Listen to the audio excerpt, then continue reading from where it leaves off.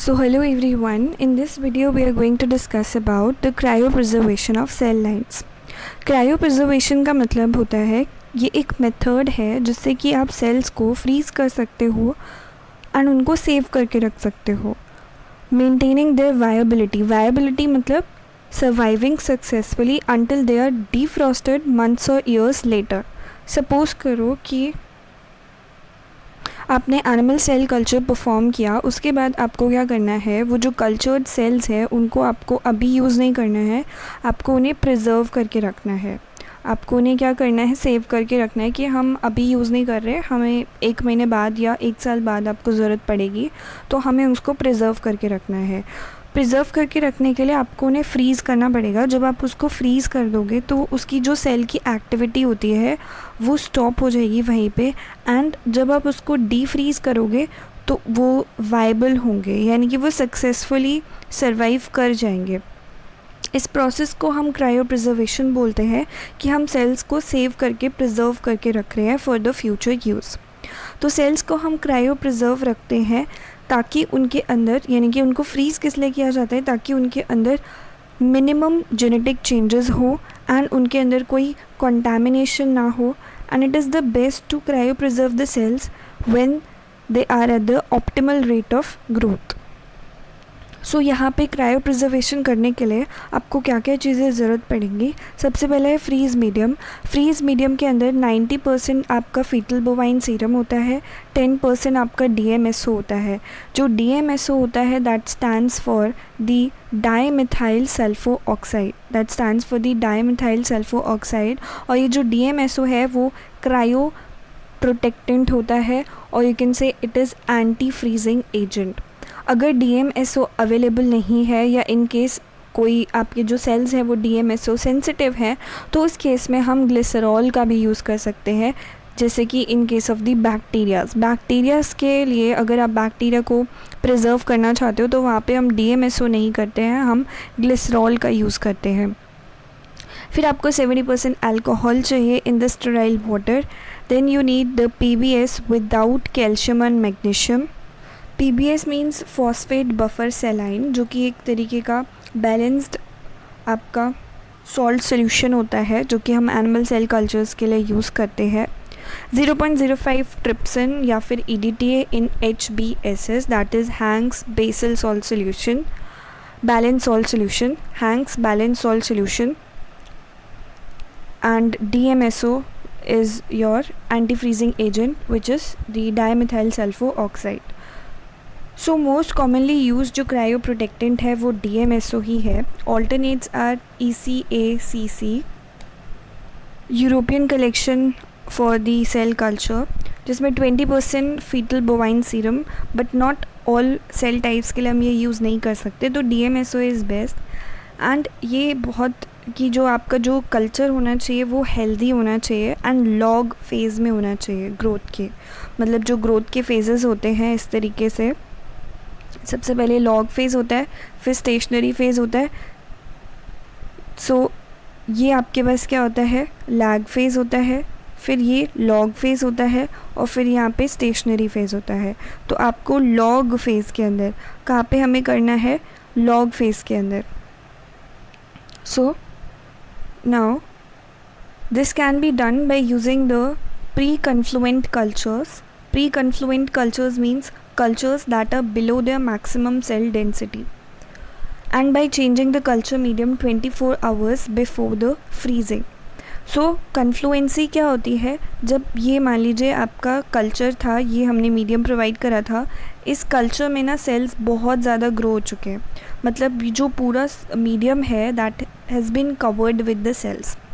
उन्होंने पूरा जो मीडियम है वो कंज्यूम कर लिया है, maximum of the medium has been utilised by the growing cells. इस स्टेज को हम कन्फ्लुएंसी बोलते हैं. और जब कन्फ्लुएंसी आ जाती है तो हम क्या करते थे, हम सब कल्चर करते थे.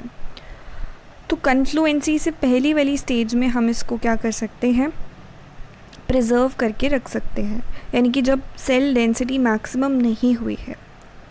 Rate of cooling -1 degree Celsius to 3 degree Celsius per minute रहना चाहिए. नाउ आपके स्टेप्स क्या क्या होते हैं कि क्रायो प्रिजर्वेशन अगर आपको करनी है तो उसके क्या क्या स्टेप होते हैं.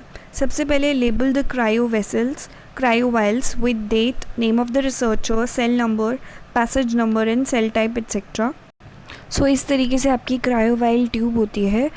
क्रायोवाइल ट्यूब के ऊपर हम जो भी इंफॉर्मेशन होती है उसको मेंशन कर देते हैं।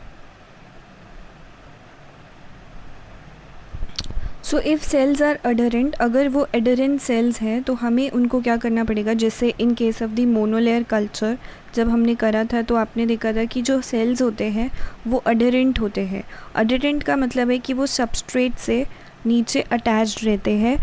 सबस्ट्रेट मीन्स ये जो कल्चर वेसल है इससे क्या रहते हैं, वो अटैच्ड रहते हैं। तो हमें इनको क्या करना पड़ता है, we have to detach them, उनको यहाँ से डी अटैच करना पड़ेगा, अलग अलग करना पड़ेगा।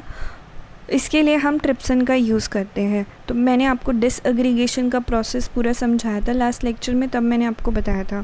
तो अगर आपने वो नहीं देखा है तो आपको लिंक डिस्क्रिप्शन में मिल जाएगा। सो यहाँ पे हम ट्रिप्सिन को ऐड करते हैं और फिर उसको 2 मिनट के लिए इंक्यूबेट करेंगे इन 37 डिग्री सेल्सियस इंक्यूबेटर। उसके बाद resuspend in cell culture media and transfer into a 50 ml Falcon tube. So ये होती है आपकी फैल्कॉन ट्यूब। सो उसके अंदर हम क्या कर देंगे, इसको ट्रांसफ़र कर देंगे। नाउ अगर सेल्स जो है वो सस्पेंशन के अंदर है तो आपको क्या करना है, just transfer the desired volume directly into the Falcon tube, यानी कि आपको ट्रिप्सिन ऐड करने की ज़रूरत नहीं है, क्योंकि ट्रिप्सिन तो हम डिसएग्रीगेशन के लिए यूज़ करते हैं। लेकिन अगर वो ऑलरेडी सस्पेंशन में है तो आपको ट्रिप्सिन यूज़ करने की ज़रूरत नहीं है। सो अगर आपको रिक्वायरमेंट है तो आप सेल्स को भी काउंट कर सकते हो। सेल्स काउंट करने के लिए हम हीमोसाइटोमीटर का यूज़ करते हैं। सो इस तरीके का आपका हीमोसाइटोमीटर दिखता है। सो हीमोसाइटोमीटर से आप क्या कर सकते हो, to determine the cell viability. Viability means the cells are successfully survived. आप ये जो वायबिलिटी होती है दैट शुड बी एटलीस्ट 75% तो होनी ही चाहिए। अगर आपको क्रायो प्रिजर्वेशन करना है तो वायबिलिटी जो है वो 75% कम से कम होनी चाहिए, उससे ज़्यादा होनी चाहिए। उसके बाद आप क्या करोगे, सेंट्रीफ्यूज करोगे 5 मिनट के लिए at 1000 RPM revolution per minute at room temperature. Now prepare the freezing media. अब आपको फ्रीजिंग मीडिया के लिए क्या चाहिए, DMSO चाहिए, which is dimethyl sulphur oxide. ये DMSO जो होता है वो सभी सेल टाइप्स के लिए नहीं होता है। अगर कोई सेंसिटिव है सेल DMSO के लिए तो आप उस केस में ग्लिसरॉल का यूज़ कर सकते हो। फिर सेंट्रीफिकेशन किया, फिर आपको क्या करना है, सुपरनेटेंट को रिमूव करना है। एंड इसको आपको फेंकना नहीं है, इसको आपको रखना है क्योंकि ये फ्रीजिंग मीडिया बनाने के काम आएगा। And loosen pellet is gently. So pellet को आपको बचा के रखना है, सुपरनेटेंट को आपको वहाँ से रिमूव कर देना है। तो जैसे इस तरीके से हमारा जो फैल्कॉन ट्यूब था एंड यहाँ पे हमारे पास पैलेट्स हैं और ऊपर आपके पास क्या था, सुपरनेटेंट था। तो सुपरनेटेंट को आप रिमूव कर लोगे एंड इसको किसी और उसमें रख देना ताकि आप फ्रीजिंग मीडिया के लिए इसको यूज़ कर सको। हम पैलेट्स को यहाँ पे यूज़ कर रहे हैं। अब यहाँ पे पैलेट्स के अंदर आप क्या करोगे, फ्रीजिंग मीडिया ऐड करोगे to the required cell density for the mammalian cell. This is 10 lakh per ml of the freezing media. Cells should not be at the room temperature in freezing media for more than 10 minutes. Okay? तो freezing media में ये नहीं 10 minute से ज़्यादा आपको room temperature पे नहीं रखना है। उसके बाद आपको क्या करना है, एलिक्विड 1 ml इंटू द क्रायोवाइल्स एंड उनको सिक्योर करना है। उनको उनकी जो ढक्कन है वो आपको लिड लगा देनी है फटाफट से। उसके बाद आपको क्रायोवाइल्स जो है उनको एक कूल सेल के अंदर आपको ट्रांसफ़र करना है and you have to put them in 80 degree Celsius -80 degree Celsius freezer के अंदर आपको रख देना है। सो इस तरीके से आपको -80 डिग्री सेल्सियस पे उनको रख देना है। अब ये इंश्योर करेगा कि जो टेम्परेचर है वो 1 डिग्री सेल्सियस पर मिनट उसका घटता ही जाएगा, कम होता ही जाएगा जो आपका सैम्पल था। सो आफ्टर 24 आवर्स आपको उन क्रायो वेसल्स को रिमूव करना है उस कूल सेल में से एंड उसको ट्रांसफ़र करना है लिक्विड नाइट्रोजन में फॉर लॉन्ग टर्म स्टोरेज। अगर आप लॉन्ग टर्म स्टोरेज करना चाहते हो तो आप लिक्विड नाइट्रोजन में उसको ट्रांसफ़र कर दोगे। एंड लिक्विड नाइट्रोजन में क्या होता है, temperature -196 degree Celsius. So different type of freezing media for the cell lines. Culture type अगर हम बात करें, cells cultured in the fetal bovine serum containing media, ऐसे सेल्स जो कि आप FBS में ग्रो कर रहे हो, तो फ्रीजिंग मीडिया आप क्या यूज़ करोगे, 90% FBS fetal bovine serum and 10% DMSO that is dimethyl sulpho oxide. आपको अच्छे से मिक्स करना है and warm up to 37 degree Celsius before use. Then अगर आप सेल कल्चर कर रहे हो in the serum free media, if you are using the serum free media, तो आपको जो फ्रीजिंग मीडिया लेना है that should be 90% conditioned media plus 10% DMSO and use the supernatant from the centrifuge. जो हमने अभी स्टेप्स करे थे वहाँ पे जो सुपरनेटेंट था, सो यहाँ पे जो मैं आपको बोल रही थी कि आपको ये जो सुपरनेटेंट है वो सेव करके रखना है क्योंकि ये आपका फ्रीजिंग मीडिया प्रिपेयर करने में काम आएगा। तो ये वही सुपरनेटेंट है जो हम यूज़ कर रहे हैं एंड आपको अच्छे से मिक्स करना है and warm to the 37 degree Celsius before use. ऐसे सेल्स जिनको कि ग्लिसरॉल चाहिए एज अ फ्रीजिंग एजेंट, तो उनके लिए आप जो फ्रीजिंग मीडिया है उसमें 90% FBS that is fetal bovine serum and 10% हम ग्लिसरॉल यूज़ करते हैं। अच्छे से आपको ये भी मिक्स करना है before use at the 37 degree Celsius up to उसको वार्म करना है 37 डिग्री सेल्सियस तक।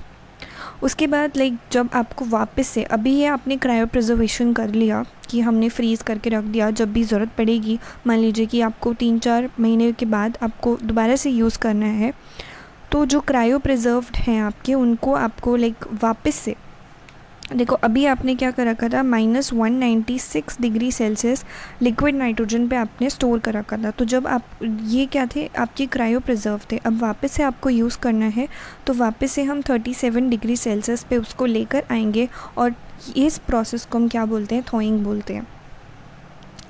सो आप क्या करोगे, जो लिक्विड नाइट्रोजन है वहाँ से अपने जो क्रायो वाइल्स हैं उसको आप सेपरेट कर लोगे, रिमूव कर लोगे एंड उसको 37 degree Celsius room temperature water bath के ऊपर उसको रख दोगे until about 80% defrosted.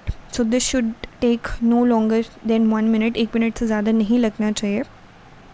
उसके बाद पिपेट का यूज़ करके आप क्या करोगे, जो आपके वाइल के अंदर कंटेंट्स हैं उसको आप फैल्कॉन ट्यूब के अंदर डाल दोगे। 15 ml की फैल्कॉन ट्यूब होगी, उसके अंदर डाल दोगे, जिसमें कि 10 ml pre warmed culture media होगा।